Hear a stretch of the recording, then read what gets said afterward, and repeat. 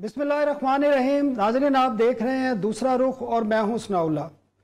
کراچی میں ضمنی الیکشن ہوا ہے اور کراچی دنیا کا 8واں بڑا شہر ہے. کوئی ساؤتھ وزیرستان نہیں, وانا نہیں. وہاں کی 20 سے 21% جو صرف ووٹرز تھے انہوں نے ووٹ کاسٹ کیا. اور کیا وجہ ہے کہ پاکستان کی عوام جمہوری عمل سے متنفر نظر آ رہی ہے, اعتماد نظر نہیں آ رہا, اور انتخابی اصلاحات بھی ہیں. حکومت بار بار آفر کر رہی ہے اپوزیشن کو, اور اپوزیشن کا کیا موقف ہے اس پر ہم آج بات کریں گے. ہمارے ساتھ مسلم لیگ نون کے نائب صدر شاہد خاقان عباسی صاحب موجود ہیں. عباسی صاحب بہت بہت شکریہ. عباسی صاحب کیوں عوام کیا نظر آ رہا ہے آپ کو؟ کچھ متنفر ہے, اعتماد نہیں ہے جمہوری عمل پر, ووٹ کاسٹ کرنے کے لیے باہر نہیں نکلتے؟ دیکھیے, عوام کا اعتماد اٹھتا جا رہا ہے وقت کے ساتھ ساتھ. اس حلقے میں جب جنرل الیکشن ہوئے تھے 40% ووٹنگ ہوئی تھی, بائی الیکشن میں 23% ہوئی ہے. یہ تقریباً معمول کے مطابق ہی ہے. لیکن جب لوگ یہ محسوس کرتے ہیں کہ ہمارے ووٹ کا احترام نہیں ہوتا, ہم ووٹ کسی کو ڈالتے ہیں, منتخب کوئی ہوتا ہے, تو ذرا ان کی بھی دلچسپی کم ہو جاتی ہے. تو اس کا کون ذمہ دار ہے؟ اور اس الیکشن میں بھی ایسے ہی ہوا. جو لوگ الیکشن میں کرواتے ہیں, صوبائی حکومتیں, وفاقی حکومتیں, جو اثر انداز ہوتے ہیں الیکشن پر, الیکشن کمیشن اپنے معاملات بھی صحیح طرح سے طے نہیں کر پاتا, کیونکہ ان کو بھی جو ان کے اہلکار جو کام کر رہے ہوتے ہیں وہ ہمیشہ صوبائی حکومت کے ملازم ہوتے ہیں. تو بائی الیکشن میں چونکہ صوبائی حکومت خود ایک فریق ہوتی ہے تو وہ بہت اثر انداز ہوتی ہے. اس الیکشن بھی یہی ہوا. اس الیکشن میں کون اثر انداز ہوا ہے؟ اور کیونکہ آپ کی جماعت سے کہا بھی گیا کہ پیپلز پارٹی نے کسی کے ساتھ گٹھ جوڑ کی ہے, تو کون ہے پیپلز پارٹی کو جتوانے والے؟ اور جو ایک الزام آ رہا ہے کہ وہاں پر ان کے ساتھ ایک فیور کی گئی ہے, اور وہ فیور کیوں کی گئی ہے اس کی وجوہات بھی نہیں. پیپل پارٹی خود کفیل ہے, وہ وہاں پر صوبائی حکومت میں ہیں. تمام ٹیچرز ان کے لگے ہوئے ہیں جو پریزائڈنگ آفیسرز ہوتے ہیں. تو خرابی وہی سے شروع ہوتی ہے. حکومتی وسائل استعمال ہوئے, لوگوں کو پیسے بانٹے گئے, راشن بانٹا گیا, وہاں پر ترقیاتی کام اس عرصے میں کیے گئے. الیکشن کمیشن نے کوئی نوٹس نہیں لیا. جو ریٹرننگ آفیسر تھا, ڈسٹرکٹ ریٹرننگ آفیسر تھے, یہ سب دباؤ میں نظر آتے تھے. ٹھیک ہے. اور الیکشن کے دن بھی دباؤ میں نظر آتے تھے. تو اس سے یہ سارا معاملہ پیدا ہوا کہ ایک الیکشن انتہائی متنازع ہو گیا. تو آپ کے خیال میں انتخابی اصلاحات ہونی چاہیے, ان کی فوری ضرورت ہے؟ اور آج بھی فواد چودھری نے پھر پیشکش کی اپوزیشن کو, پی ڈی ایم کو, آپ کی جماعت کو, کے ساتھ بیٹھیں اور انتخابی اصلاحات پر بات چیت کریں. انتخابی اصلاحات کی مجھے کوئی ضرورت نظر نہیں آتی, کیونکہ جب آپ الیکشن چوری کرنے پہ آ جائیں تو انتخابی اصلاحات کچھ نہیں کر سکتی ہیں. جب آپ کی نیت ہی چوری کی ہو تو پھر کچھ بھی آپ جو مرضی اصلاحات کر لیں. تو اگر حکومت اصلاحات کرنا چاہتی ہے تو اصلاحات کا پیکج لے آئے اسمبلی کے اندر, اس پر کمیٹی بن جاتی ہے. ماضی میں یہی ہوا ہے کہ حکومت اصلاحات لاتی ہے, ایک سارے ہاؤس کی کمیٹی بن جاتی ہے, وہ اس کو دیکھ لیتی ہے کہ کیا اصلاحات چاہیے. مطلب آپ کی جماعت ان کے ساتھ بات چیت کے لیے تیار نہیں ہے, بلکہ آپ کو ان کو ایک پیشکش کر رہے ہیں کہ آپ انتخابی اصلاحات لے آئیں پارلیمنٹ میں, اس پہ بات کرنے جو طریقہ ہوتا ہے پارلیمان کا. ٹھیک ہے. کہ حکومت اصلاحات لاتی ہے یا پرائیویٹ ممبر اصلاحات لاتا ہے, بل لاتا ہے, اور وہ پھر کمیٹی کنسیڈر کرتی ہے. یہ بھی تجویز تھی کہ انتخابی اصلاحات کے لیے قومی حکومت ہو اور وہ انتخابی اصلاحات لائے, تو اس میں بات چیت ہوتی ہے, اور وسیع تر قومی اتحاد کی حکومت ہو جس میں تمام جماعتوں کے لوگ ہوں, اور وہ انتخابی اصلاحات کرے جس کے بعد نئے انتخابات ہوں. انتخابی اصلاحات 2017 میں کی گئی تھی, ان سے کوئی فرق نہیں پڑا. 2018 کے الیکشن ہماری تاریخ کے متنازع ترین الیکشن ہے. جو 2017 کی انتخابی اصلاحات تھی, تقریباً میرے خیال ہے 2 سال کا پروسیس رہا, تمام جماعتیں شامل تھیں, 100 کے قریب میٹنگز ہوئیں, اصلاحات ہوئیں, اثر کوئی نہیں پڑا. کیونکہ جب آپ کی نیت ہی نہ ہو, جب آپ نے خود چوری کرنے کا فیصلہ کیا ہو, جو ملک آئین کے مطابق نہ چل سکے, اس میں آئینی اصلاحات, انتخابی اصلاحات سے کوئی فرق نہیں پڑتا. نہیں, آپ کی جماعت خاص کر پی ڈی ایم کی باقی بھی جو 8 جماعتیں ہیں اب اس وقت, ان تمام کا ایک موقف ہے, خاص کر آپ کی جماعت کا, کہ ان اسمبلیوں سے استعفے دینے چاہیے. تو پھر لوگ کس طرح ووٹ, جب آپ ضمنی الیکشن میں جائیں گے اور آپ کا ایک طرف موقف یہ ہے کہ ان اسمبلیوں کا کوئی فائدہ نہیں ہے, پھر آپ ضمنی الیکشن میں بھی جاتے ہیں, تو پھر کس طرح عوام آپ کو آ کے ووٹ دیں گے اور اس الیکشن میں حصہ لیں گے؟ پھر آپ ضمنی الیکشن میں نہیں جاتے. جب آپ ووٹ احتجاج کی صورت میں دیتے ہیں, پھر آپ ضمنی الیکشن میں حصہ نہیں لیتے, پھر آپ نظام سے لا تعلقی کا اظہار کرتے ہیں. ایک بڑا ایکسٹریم سٹیپ ہوتا ہے. ٹھیک ہے. تو ابھی آپ کی جو پی ڈی ایم میں ایک پوزیشن ہے موجودہ جو اسمبلی ہے ان سے استعفے دینے کے حوالے سے، وہ کس پوزیشن پہ ہیں؟ کیونکہ ابھی بھی آپ کی گزشتہ چند روز پہلے بھی ایک دو میٹنگ ہوئی ہیں جس کے بعد میڈیا ٹاکس بھی ہوئی ہیں، تو ابھی کیا پوزیشن ہے استعفے دینے کے حوالے سے؟ دیکھیے استعفیٰ جب پوری اگر اپوزیشن استعفیٰ دے 160 ممبر استعفیٰ دیں تو میں سمجھتا ہوں پھر نظام آگے نہیں چل سکتا. لیکن جب ایک جماعت نکل جائے، جس طرح پیپلز پارٹی نکل گئی، تو پھر کے قریب لوگ رہ جاتے ہیں، اس کا وہ اثر نہیں ہوتا جو 160 کا ہوتا ہے.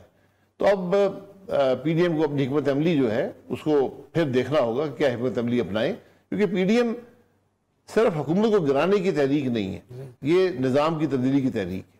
تو مولانا فضل الرحمان نے جو کچھ ابھی کل بھی گزشتہ روز بھی جو بات چیت کی ہے، اس میں انہوں نے کہا ہے کہ پیپلز پارٹی واپس آنے کے لیے تیار ہے، لیکن اس کے لیے انہیں وضاحت دینا پڑے گی. تو آپ اس چیز کے لیے تیار ہیں پیپلز پارٹی اگر واپس آتی ہے اور وضاحت بھی دیتی ہے اس معاملے کو؟ پیپلز پارٹی آئے، ہم نے ان سے وضاحت طلب کی تھی، وضاحت دے دیں.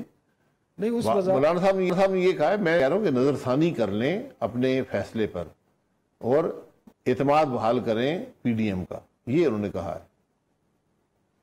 ٹھیک ہے. تو خاص کر جو وہ مولانا فضل الرحمان ایک بات کہتے ہیں اور پیپلز پارٹی بھی کہتی ہے اور بلاول بھی کہتے ہیں، خاص کر آپ نے جو ان کو ایک شو کاز دیا تھا، آپ کی طرف سے تھا نا وہ، اس پہ کہتے ہیں کہ عباسی صاحب مجھ سے معافی بھی مانگے اور یہ شو کاز واپس بھی لیں. تو وہ واپس لینے کے لیے آپ تیار ہیں؟ عجیب سی بات ہے یہ، انہوں نے یہ بات وہ آدمی کرتا ہے جس کو سیاست کا پتہ نہیں ہے. ٹھیک ہے. تو جو شو کاز ہے میں نے ذاتی حیثیت میں نہیں دیا، یہ پی ڈی ایم نے دیا تھا، میں پی ڈی ایم کا سیکرٹری جنرل ہوں. تو شو کاز نہیں تھا، وضاحت طلب کی گئی تھی کہ آپ نے اعتماد کو توڑا ہے، اپنی زبان سے پھر گئے ہیں، آپ اپنے دعا فرمائی تھی اس فیصلے پر اس سے بھی پھر لیں. تو کوئی اخلاقی آپ نے عنصر چھوڑا نہیں ہے اعتماد کو توڑنے کا. تو اس میں اگر آپ نے اب معافی بھی ہم سے معافی منگوانی ہے تو پھر محلہ گھر پہ ہی بیٹھیں، پھر ضرورت نہیں ہے. نہیں تو آپ کیا سمجھتے ہیں پیپلز پارٹی نے جو یہ راستہ اختیار کیا ہے اس کے پیچھے کیا ان کے معاملات ہیں اسٹیبلشمنٹ کے ساتھ یا حکومت کے ساتھ؟ آپ سمجھتے ہیں کہ کوئی ان کی بیک ڈور ڈیل ہوئی ہے جس کے بعد یہ تمام صورتحال بنی ہے؟ دیکھیں، آپ جماعتوں کے ساتھ بیٹھیں، ایک فیصلہ کریں، اس پر اتفاق کریں، اس پر دعائے خیر کریں اور 2 دن بعد آپ مکر جائیں تو کچھ فائدہ ہی آپ نے حاصل کیا ہوگا نا. واپس آنے کے لیے ان کو گیلانی کو استعفیٰ دینا پڑے گا. صرف گیلانی صاحب آ کے اعتماد بحال کریں پی ڈی ایم کا. پی ڈی ایم آپ نے ایک اتحاد چلتے ہیں اعتماد کی بنیاد پر، آپ نے وہ اعتماد توڑ دیا، آپ آگے اس کو بحال کریں جو بھی آپ طریقہ سمجھتے ہیں.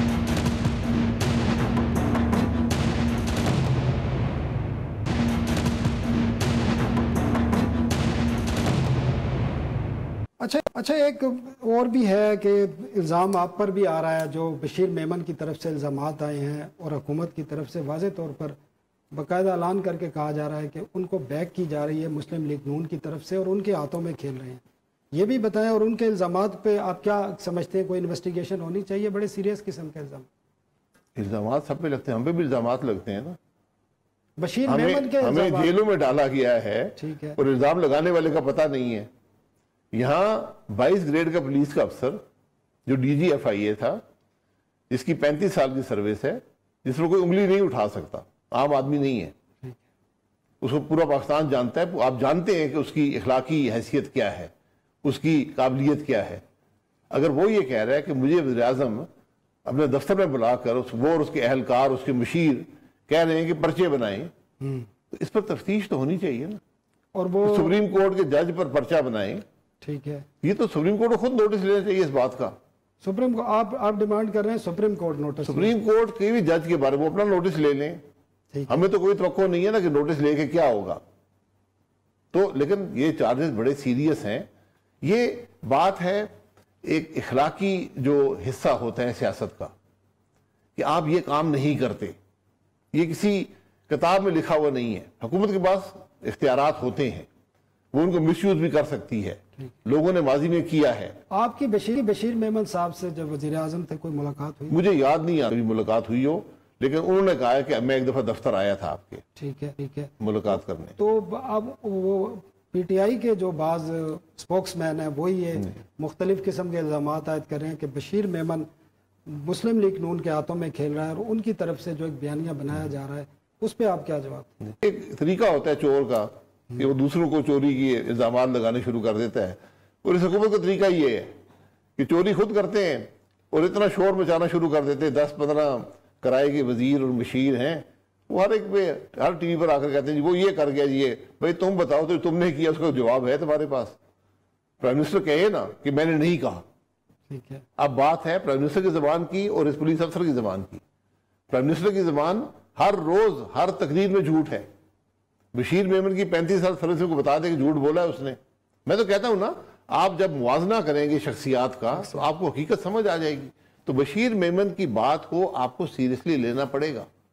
ٹھیک ہے، آج نہیں لیں گے تو کل لینا پڑے گا. آپ کی پارٹی اس حوالے سے کوئی رابطہ کرنا چاہے گی سپریم کورٹ سے یا کسی اور فورم سے، تاکہ اس بارے میں کوئی کمیشن بنایا جا سکے یا نوٹس لیا جا سکے؟ بڑے سیریس الزامات ہیں. دیکھیں، ایک بڑا سیریس الزام جو ہے جس کو سپریم کورٹ کو خود نوٹس لینا چاہیے، وہ کیونکہ سپریم کورٹ کے جج کے بارے میں مقدمے بنانے کی بات ہوئی ہے، سٹنگ جج کے بارے میں، جن کو اگر اللہ تعالیٰ نے زندگی دی تو وہ چیف جسٹس بھی بنیں گے. تو یہ بڑا سیریس معاملہ ہے سپریم کورٹ کے لیے. جہاں تک سیاستدانوں کا تعلق ہے تو کوئی نئی بات نہیں ہے. یہ وزیر تو خود کہتا ہے میں پرچے بناتا ہوں، میں نیب کو استعمال کرتا ہوں، میں یہ کرتا ہوں، میں وہ کرتا ہوں. حالانکہ نیب کا ایسے کوئی تعلق نہیں ہونا چاہیے، لیکن اس کا اپنا دعویٰ ہے کہ یہ میں کر رہا ہوں، میں فلانے کو اندر کرتا ہوں، میں کیس بناتا ہوں. تو یہ میں تھوڑی دور چلے گئے. ایف آئی اے نے نہیں مدد کی، ایف آئی اے نے نہیں مدد کی، ایف آئی اے کو دباؤ ڈالا، وہ نہیں مانے. نیب کے چیئرمین کو بلیک میل کر لیا، اب وہ یہ کام کرتا ہے ان کے جو ڈی جی ایف آئی اے نہیں کر سکتا. آپ کا سر وہ انتخابی اصلاحات کے حوالے سے تو موقف آ گیا. ایک نیب میں بھی، نیب کے جو قوانین ہیں ان میں ترامیم کا بھی ایشوز ہے. تو اب وہ کس پوزیشن پہ آیا کہ حکومت نے کوئی رابطہ کیا نیب قوانین میں ترامیم کے لیے، یا اس میں کوئی سنجیدگی نظر آ رہی ہے ان کو؟ جب رابطہ کیا تھا تو باہر نکل کے این آر او کے نعرے مارنے شروع کر دیے. ٹھیک ہے، جس حکومت میں اخلاقی قدریں نہ ہوں، جن میں کوئی شرم حیا نہ ہو، وہ یہ کام کرتی ہے. تو ایسی حکومت سے بات کرنے کا ہم اب بھگتے ہیں، ہم نے بھگت دیا نیب کو، اب آپ بھگتے ہیں. نہیں، ابھی جو نظر آ رہی ہیں، جو باتیں سامنے آ رہی ہیں کہ نیب کے جو چیئرمین ہیں موجودہ، ان کو ایکسٹینشن دینے کی باتیں ہو رہی ہیں اور اس حوالے سے پرپوزل بھی فلوٹ کی جا رہی ہیں. تو آپ کی پارٹی اس بارے میں کیا موجودہ نیب چیئرمین کو ایکسٹینشن دینے کی سپورٹ کرے گی، اور اس پہ آپ کا کیا موقف ہوگا؟ نیب کا چیئرمین بنانے کا طریقہ کار وضع ہوا موجود ہے، جی، اسی کے مطابق نیب چیئرمین وہ قانون میں ترمیم کرنا. اگر یہ آدمی اتنا ایکسٹراڈنری ہے کہ اس کے بغیر نیب نہیں چل سکتی، تو پھر وہ دونوں شخصیات جو یہ فیصلے کرتی ہیں وہ کر لیں. آپ جو اگر یہ کوئی ترمیم لے کے آتے ہیں تو آپ اس کو مسترد کریں گے اور اس کی مخالفت جی، ایکسٹینشن کے ترمیم کی کوئی حیثیت نہیں ہے. یہ ایک بدنیتی پر مبنی یہ طریقہ ہے کہ ان کو ایک آدمی مل گیا ہے جو روز بلیک میل ہوتا ہے اور ان کے کیے پر کام کرتا ہے، تو وہ اب اس کو رکھنا چاہتے ہیں ذاتی ملازم کی حیثیت سے. اچھا بھائی صاحب، آپ کا جب نام ای سی ایل میں تھا تو آپ کو باہر جانے کی اجازت بھی دی گئی، اور آپ نے میاں نواز شریف، میاں محمد نواز شریف سے ملاقات بھی کی جب آپ برطانیہ گئے تھے. اس کے بعد سے میاں صاحب کا جو ٹون ہے وہ ڈیفرنٹ ہے. تو آپ کی جو ان سے ملاقات تھی، آپ کیا میسج لے کر ان سے گئے تھے اور اس کے کیا امپیکٹ؟ میری کوئی ملاقات نہیں ہوئی. میں گیا تھا، میرے بہنوئی اور بہن شدید علیل تھے، ان کو دیکھنے گیا تھا. اس وقت کوارنٹین تھی، انگلینڈ میں بھی کوارنٹین تھی، تو وہاں کوئی ملاقات نہیں ہوئی. واپسی پہ آپ کی کوئی ملاقات نہیں ہوئی.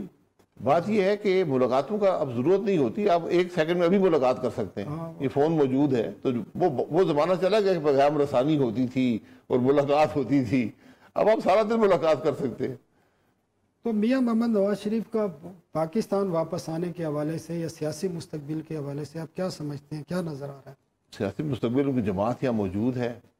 آج بھی آپ دیکھ لیں کہ جہاں بھی الیکشن ہوا ہے وہاں مسلم لیگ نون کی حیثیت آج ہر شخص یہ محسوس کرتا ہے، اور ارباب اقتدار بھی محسوس کرتے ہیں کہ صرف ایک جماعت ہے جو ملک کے معاملات چلا سکتی ہے، اور اس کا نام پاکستان مسلم لیگ نون ہے.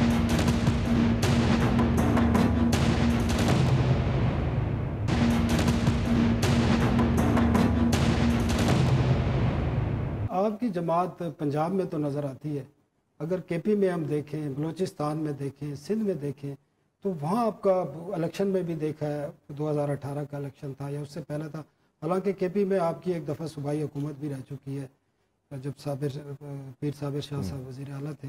لیکن ابھی کیا وجہ ہے؟ کوئی تنظیمی معاملات ہیں یا کوئی اور ایشوز ہیں کہ باقی 3 صوبوں میں آپ کی جماعت اس طرح نظر نہیں آ رہی، بلکہ بعض صوبوں میں تو ہے ہی نہیں. آپ شفاف الیکشن کرائیں تو آپ کو نظر آ جائے گی. آپ سمجھتے ہیں کہ یہ سب الیکشن کی مہربانی ہوتی ہے. پنجاب میں جو آپ کی 150 پنجاب میں اسٹرینتھ زیادہ ہے تو وہاں پر وہ کچھ کر نہیں سکے، ورنہ جس طرح کے پی میں کیا گیا، یہ آپ کے سامنے جو 249 کا الیکشن ہے، اگر یہی معاملات اب رکھیں گے.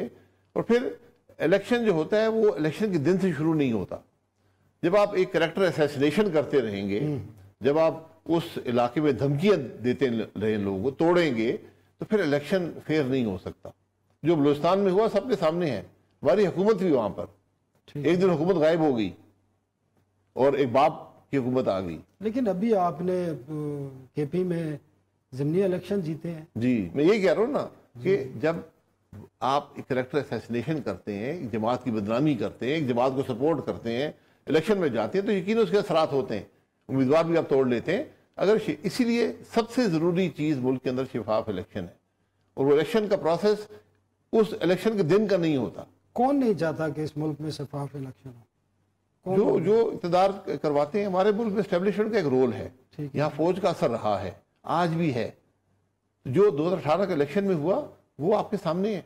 یہ چیزیں جو ہیں یہ ملک کے معاملات کو خراب سے خراب تر کرتی ہیں، اور اس کا ثبوت آج آپ کے سامنے ہے. اس کا حل کیا ہے؟ بس اس کا حل آپ کو بتایا ہے، آئین کا احترام کریں. اس کا حل وہی ہے، پی ڈی ایم کا بیانیہ ہے، آئین کا احترام کریں. اب تک جنہوں نے آئین کا احترام نہیں کیا ان کے لیے کیا میسج ہے؟ ان کے لیے میسج یہ ہے کہ آئین کا احترام کریں. جو کہ اپنے ماضی میں کیا ہے آپ کو معاف ہے. میری طرف سے یہ پیغام ہے. ماضی کو سارا دن کوریدنے سے کچھ نہیں ملے گا. سب جانتے ہیں کیا غلطیاں وہ کرتے ہیں، کیا غلطیاں انہوں نے کی ہیں.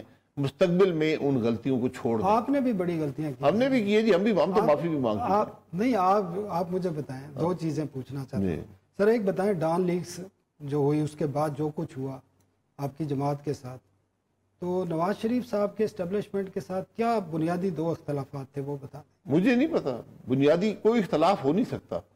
وزیر اعظم کا ایک رول ہے آئین کے اندر اور فوج کا ایک رول ہے، ان میں اختلاف پاسبل نہیں ہے. ان کو تو جو ڈان لیگز ہے، میں تو آج بھی پوچھتا ہوں ڈان لیگز تھی کیا. میں نے بہت سے لوگوں سے پوچھا کہ مجھے سمجھا دیں کہ کون سا ایسا جرم ہوا ڈان لیگز جسے بنا. یہ ساری فیبریکیٹ کی جاتی ہیں چیزیں. پاناما کیس کے دوران نواز شریف کو میسج دیا گیا تھا اسٹیبلشمنٹ کی طرف سے کہ آپ استعفیٰ دے دیں. آپ کیوں کافی سینئر تھے اس وقت. میں اس میں انوالو نہیں تھا، لیکن میں نے یہ سنا ہے کہ جو D G I S I تھے انہوں نے کہا جی اب چھٹی پہ چلے جائیں. اچھا، D G I S I جو ہے وہ پرائم منسٹر کو چھٹی پہ نہیں بھیج سکتا. میں یہ کہہ رہا ہوں یہ وہ خرابیاں ہیں جو وقت کے ساتھ ہمارے ملک میں پیدا ہو گئی ہیں. اس کی تصدیق جو ہے وہ نواز شریف صاحب بھی کر سکتے ہیں. میں تو سنی سنائی بات آپ کے سامنے رکھتی ہے. آپ کی جماعت نے جنرل باجوہ کی ایکسٹینشن دی، آپ سمجھتے ہیں کہ وہ ٹھیک آپ نے فیصلہ کیا ہے یا آپ کسی پریشر میں آ گئے تھے اور اس پہ شرمندہ ہیں آج؟ نہیں، صرف ہم نے نہیں کی تھی، جی ساری جماعتوں نے ساری کی ہے. جماعتوں نے. جتنے وہ شرمندہ ہیں تو میں بھی شرمندہ ہوں. شرمندگی کی بات نہیں ہے، ایک فیصلہ ہوا ہے. اس فیصلے کو آپ صحیح تسلیم کریں غلط تسلیم کریں، ہماری جماعت کا یہ فیصلہ تھا. ہماری جماعت نے فیصلہ کیوں کیا؟ اس کے 2 عنصر تھے. ایک عنصر یہ تھا کہ فوج جو ہے اپنی انٹینٹ کا اظہار کر چکی تھی، اپنی نیت کا اظہار کر چکی تھی کہ ہمیں ایکسٹینشن چاہیے. سپریم کورٹ نے معاملہ پارلیمان کے پاس بھیج دیا جس کی کوئی پریسیڈنٹ نہیں ہے. ٹھیک ہے. جب یہاں پر آیا تو ہماری رائے یہ تھی، مختلف رائے جماعت کے اندر ہوتی ہیں، ہماری رائے یہ تھی کہ فوج کو ایمبیرس مت کریں، آرمی چیف کو ایمبیرس مت کریں. وہ اگر انہوں نے اس رائے کا اظہار کر دیا ہے، فوج کا کوئی بھی حکومتی اہلکار ڈیلی ویج کا ملازم نہیں ہوتا کہ آج آپ ہیں کل نہیں ہے. ایکسٹینشن کیا حکومت اور فوج کے درمیان تھی، ایکسٹینشن جو دی گئی ہے. پارلیمان کو کہا گیا کہ آپ اس کی توثیق کر دیں. ہم نے کہا کہ ایمبیرس مت کریں، اس کو توثیق کر دیں اس ایکسٹینشن کی. وہ ہو گیا. اب جو دوسرا معاملہ تھا، جو بل لایا گیا، اس میں پورے نظام کو تبدیل کیا گیا. میں اس بات سے اتفاق نہیں کرتا. میری پارٹی نے ووٹ دیا ہے، میں نے ووٹ دیا ہے، لیکن وہ ایک غلط فیصلہ تھا اور وقت بتائے گا کہ آپ نے جو وہ نظام بنایا ہے نیا وہ درست نہیں ہے اور اس کو آپ کو پھر تصحیح کرنی پڑے گی. اس میں ترامیم اس بل میں لائی تھی، نوید قمر صاحب نے پیش کرنی تھی اور اچانک وہ وڈرا کر لی گئی اور وہی جو بل لایا گیا تھا وہی پاس. جی میں یہ کہہ رہا ہوں کہ بہت سی ترامیم تھیں، کچھ ہم نے بھی دی تھیں، لیکن وہاں پر یہ ہوا کہ نہیں جی بڑا ضروری ہے اس کو کیا جائے، اس پر فیصلہ ہوا، سب جماعتوں نے اتفاق سے کر دیا، اور میں پھر یہ کہہ رہا ہوں کہ یہ ایک غلط فیصلہ تھا، اور یہ وقت کے ساتھ آپ کو اس کو تبدیل کرنا پڑے گا۔ مطلب آپ کی حکومت آئی تو اس بل کو آپ وہ پرانی حیثیت میں بحال کریں گے جو طریقہ کار موجود ہے؟ یہ صرف میرا فیصلہ نہیں ہے، یہ ایک حکومت، یہ کنسنسس سے معاملات ہوتے ہیں، ورنہ مسائل پیدا ہوتے ہیں۔ کچھ معاملات ایسے ہوتے ہیں جو آپ قانون بنا سکتے ہیں اپنی اکثریت کے بلبوتے پر، لیکن ان کے اثرات ایسے ہوتے ہیں کہ آپ کو کنسنسس کریٹ کرنا پڑتا ہے۔ عباس صاحب، ابھی آرمی چیف نے کچھ میڈیا کے لوگوں سے ملاقاتیں بھی کی، اور اس میں ایک دو باتوں کے تو آپ نے جواب بھی دیے، اور آپ نے کہا کہ بند کمروں کی باتیں میں نہیں کرتا، آپ نے جواب دے دیا، اس کا میں پوچھنا بھی نہیں چاہتا۔ لیکن کشمیر کے حوالے سے انہوں نے بعض باتیں کی اور تصدیق کی ہے کہ انڈیا کے ساتھ بیک ڈور ڈپلومیسی پر بات چیت ہو رہی ہے، اور انہوں نے کہا کہ ہماری جو زیادہ فکر ہے وہ 35A ہے، اور ایک 370 کا انہوں نے کہا اتنا وہ نہیں ہے، 35A چاہتے ہیں، اور انہوں نے توقع ظاہر کی ہے کہ انڈیا اس کو واپس لے گا۔ تو یہ جو بیک ڈور ڈپلومیسی چل رہی ہے پاکستان انڈیا کے درمیان، اور انڈیا کے ساتھ تعلقات بحالی کو، اس حوالے سے آپ کی جماعت کیسے دیکھتی ہے، اور اس کو سپورٹ کرے گی پاکستان جو بات چیت چل رہی ہے، یا نارملائزیشن کی طرف جا رہے ہیں انڈیا کے ساتھ؟ دیکھیں، جو باتیں رپورٹڈ نہ ہوں، جو آف دا ریکارڈ ہوں، ان کی کوئی میری نزدیک کوئی حیثیت نہیں ہوتی۔ انہوں نے ضرور باتیں کی ہوں گی، لیکن ان پہ کامنٹ کرنا مناسب نہیں ہے، کیونکہ وہ تصدیق شدہ باتیں نہیں ہیں۔ مختلف لوگوں نے مختلف باتیں کی ہیں۔ جب یہ باتیں آرمی چیف یا حکومت، یہ کام حکومت کا ہے، آرمی چیف اس میں ایک سپلیمنٹری رول ادا کرتے ہیں۔ جو نیشنل دو ملکوں کے درمیان ریلیشن شپ ہوتی ہے وہ حکومت کرتی ہے۔ تو اگر حکومت جب بھی لے کر آئی کوئی ایسا بل کہ یا اپنا پالیسی لے کر آئی، اس پر پارلیمان میں بحث ہوگی، اس کی اور جگہ نہیں ہے۔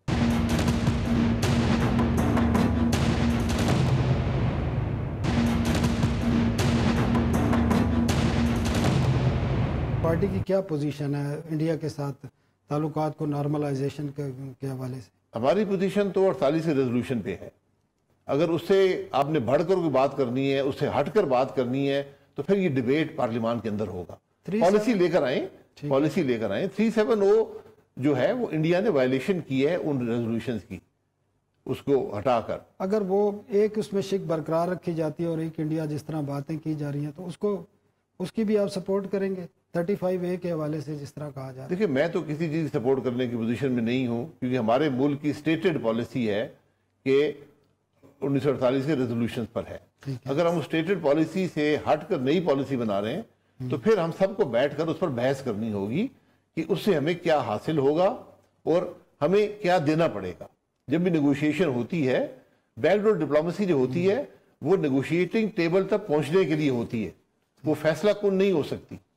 تو اس لیے یہ سب معاملات ہمیں بڑے سنجیدگی سے پارلیمان کے اندر ان پر بحث کرنی پڑے گی۔ اب بھائی صاحب، آپ کی جماعت نے درخواست دی ہے سینٹ میں علیحدہ، جو آپ کی PDM کی جماعتیں ہیں، گیلانی کو تسلیم نہیں کرنا، آپ علیحدہ اپوزیشن میں اپنے بینچز مانگے گئے ہیں۔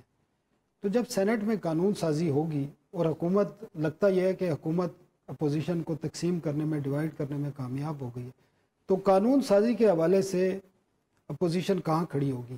کہ اپوزیشن کے تو 2 بینچ بن گئے ہیں علیحدہ علیحدہ سے، تو آپ کی وہاں کیا پالیسی؟ ہم جو ہمارا موقف ہوگا اس قانون پر، اس پر کھڑے ہوں گے، اور ہمیں یقین ہے کہ پیپلز پارٹی کا بھی موقف وہی ہوگا، لیکن وہ جو کرائے کے لوگ لے کر آئے ان کا موقف وہ نہیں ہوگا، تو وہ اپنے کرائے کے لوگوں کو سنبھالیں۔ ہم تو ہمیشہ اصول پر اور جو قانون ہوگا اس کو دیکھ کر ہی سپورٹ کریں گے یا اپوز کریں گے۔ ٹھیک ہے۔ اچھا بھائی صاحب، ایک جو ہماری سیاست میں آپ کیونکہ کھل کر بات کرتے ہیں کہ یہ دیکھا یہ گیا ہے، میں بھی کافی عرصے سے 20-25 سال سے دیکھ رہا ہوں کہ ایک لفظ لوٹے کا استعمال ہوتا ہے، لیکن ہوتا یہ ہے کہ آپ کی پارٹی ہو، پیپلز پارٹی ہو، جتنی جماعتیں ہوں، جب اقتدار میں آتی ہیں تو وہ تمام لوگ اقتدار میں ہی بیٹھے ہوتے ہیں، تو ان کو بھیجا جاتا ہے آپ کے پاس، جس طرح ابھی PTI میں آئے ہوئے ہیں کافی سارے لوگ، تمام جماعتوں میں جب بھی اقتدار میں ہوتے ہیں وہ اقتدار میں ہوتے ہیں، تو ان کو بھیجا جاتا ہوتا ہے، یا وہ ضرورت ہے سیاسی جماعتوں کی، ان کا اثر و رسوخ اتنا زیادہ ہے عوام میں کہ وہ مجبوری ہوتے ہیں؟ دیکھیں، یہ جو لوٹے کا بات ہے یہ ایک زمانے میں بری چیز سمجھی جاتی تھی، اب یہ بڑی قابل قبول اور احسن بات ہے۔ آپ موجودہ حکومت کو دیکھ لیں، جو لوگ بیٹھے ہوئے ہیں وہ سب کہاں سے آئے ہیں۔ ٹھیک ہے، انہوں نے اپنا سیاست کا رخ بدل دیا، مجھے اس سے اعتراض نہیں ہے، لیکن جب آپ ایک جماعت سے ہٹ کر دوسری جماعت میں جاتے ہیں آپ کو بہت سے لوگ ایسے ملیں گے جو صرف مفاد کے لیے جماعتیں بدلتے رہتے ہیں. جو حکومت آئے گی اسے قریب ہونے کی کوشش کریں گے. کچھ کو کامیابی حاصل ہوتی ہے, کچھ کو نہیں ہوتی.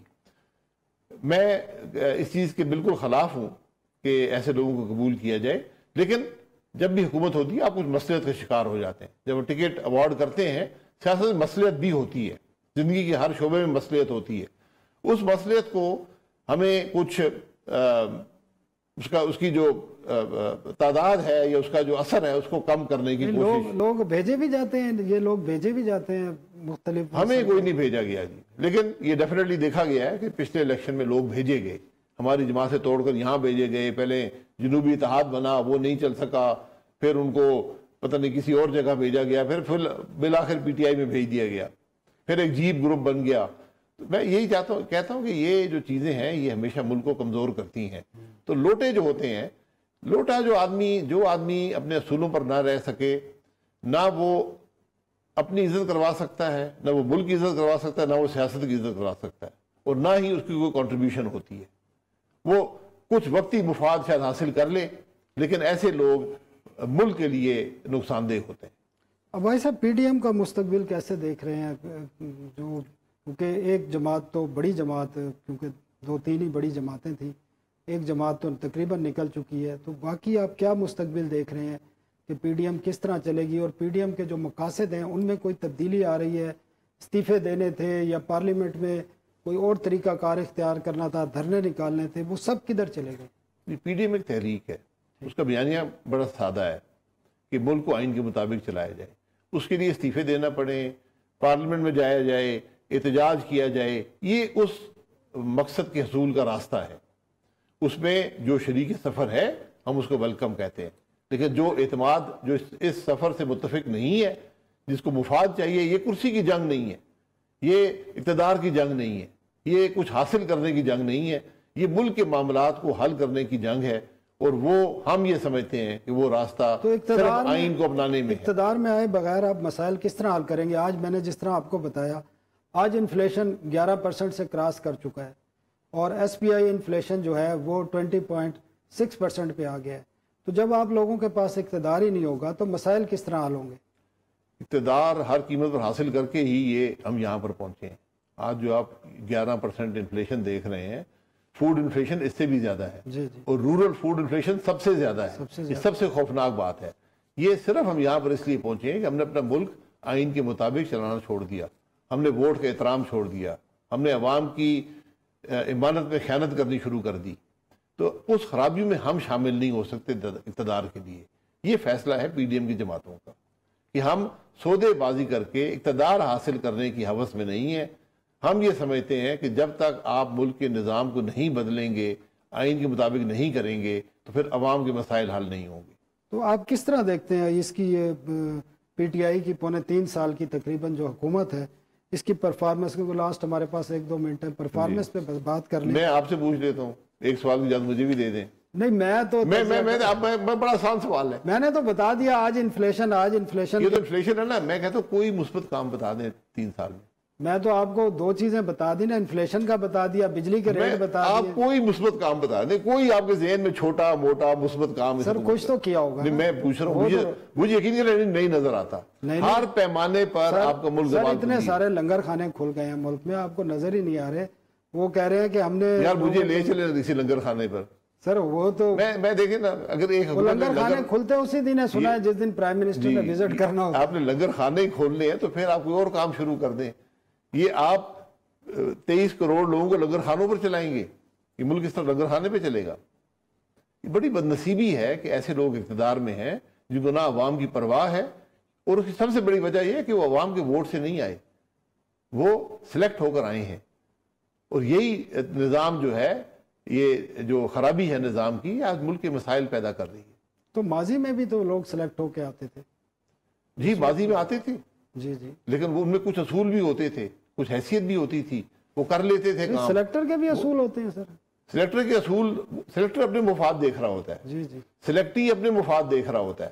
لیکن جہاں سلیکٹی میں کچھ درد ہو دل میں, وہ شاید کچھ کام کر لیتا ہے. وہ پھر ایک دن سلیکٹی سیکھ جاتا ہے کہ میں اب سلیکٹ نہیں ہوں گا. میں اس خرابی کا حصہ نہیں بننا چاہتا. یہ میں کہہ رہا ہوں ماضی کو اگر آپ نے دیکھنا ہے نا ایک ٹروتھ کمیشن بنا دیں, ورنہ یہ سارا دن ایک دوسرے پہ یہ تم نے یہ کر دیا میں نے یہ کر دیا, سب یہ کلیکٹیو فیلیور ہے ملک کے اندر. ٹروتھ کمیشن میں کوئی باہر سے لوگ آئیں گے ادھر؟ نہیں, ٹروتھ کمیشن میں آپ نے کوئی باہر سے لوگ نہیں لانے, آپ نے صرف ٹروتھ کو ڈاکیومنٹ کرنا ہے. ایک بات ہے اس کا کچھ رخ مجھے پتا ہے, کچھ آپ کو پتا ہے, کچھ ان کو پتا ہے, وہ سارا ڈاکیومنٹ ہو جائے گا, فیصلہ عوام کر لیں گے. عوام کو حقیقت آپ ان کے سامنے رکھ دیں گے کہ یہ معاملہ تھا, یعنی 2018 کے الیکشن ہوئے اس میں کیا ہوا. کچھ لوگ آئیں گے جو الیکشن چلا رہے تھے, وہ آگے بتائیں گے جی میں نے یہ کام کیا, جو حصہ لیا وہ آگے سب اپنے حقائق رکھیں گے. وہ حقائق عوام کے سامنے, کسی کی حد تک مقصود نہیں ہے, کسی پر الزام لگانا مقصود نہیں ہے, کسی کو سزا دینا مقصود نہیں ہے. معاملات عوام کے سامنے رکھنے ہیں تاکہ ان کے لیے ان سے سبق حاصل کر سکیں. شکریہ جناب شاہد خاقان عباسی صاحب. ناظرین, یہ تھے شاہد خاقان عباسی صاحب, اور انہوں نے مطالبہ کیا ہے کہ بشیر میمن کے الزامات پر سپریم کورٹ نوٹس لے اور اس پر کوئی کارروائی کرے. ہمیں اجازت دیجیے اگلے ہفتے تک کے لیے. اللہ حافظ.